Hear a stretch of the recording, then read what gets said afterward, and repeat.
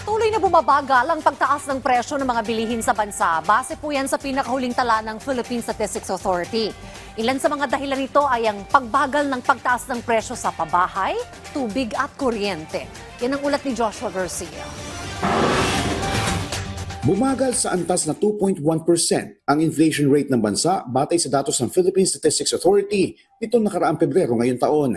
Mas mababa ito kumpara sa naitala noong nakaraang Enero na nasa 2.9% at 3.4% noong nakaraang Pebrero 2024. Ayon sa PSA, ilan sa pangunahing dahilan nito ay ang mas mabagal na pagtaas ng presyo ng food and non-alcoholic beverages sa antas na 2.6%, na siya rin may 58.8% na ambag sa pagbaba ng pangkalahatang inflation sa bansa. Gayun din ang mas mabagal ng pagtaas ng presyo ng pabahay, tubig, kuryente at other fuels sa antas na 1.6%, na siya namang may 16.7% na ambag sa pangkalahatang pagbaba sa inflation rate. Nakatulong din dito ang pagbaba ng presyo sa transportation may kaugnayan sa gasolina at diesel na may negative 0.02% inflation na nasa 15.3% ang ambag. Sa kabila naman ng mga naitalang pagbagal, nananatili ang inflation rate sa gulay na nasa 7.1% na itinuturing pa rin na mataas. Pero paliwanag ng PSA, it's actually a mixture of decrease and increase ang ating vegetables, no? So we still see increases in some vegetables. So marami pa din, despite the fact that we know that nag-decrease na rin yung kamatis na last month ay super taas ng inflation. That it's really affected the high inflation rate for vegetables last month, yung tomato. So there are more vegetables na tumataas ang presyo.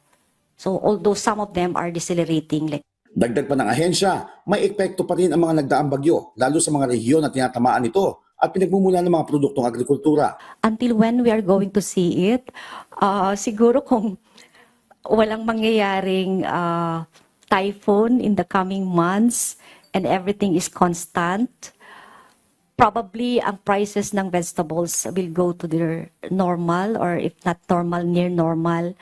Medyo mag-decelerate siguro yung vegetable inflation natin kung hindi negative.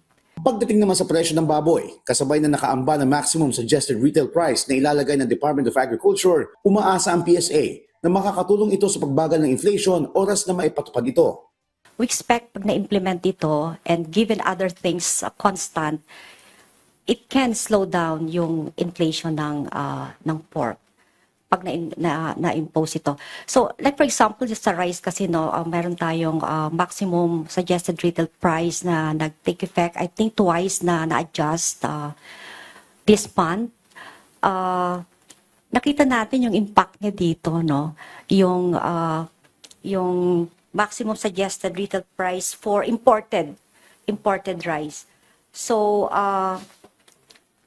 we expect for pork to have the same thing na pag nagkaroon siguro ng maximum suggested retail price, then for pork, it might lead to a deceleration or even a negative inflation. It may further slow down or maintain its negative inflation if magiging, kasi di ba may plan ang DA din to further reduce yung maximum suggested retail price of imported rice to, I think, 49 in March. So if that will happen, that would affect yung ating, it may affect our inflation for rice next month.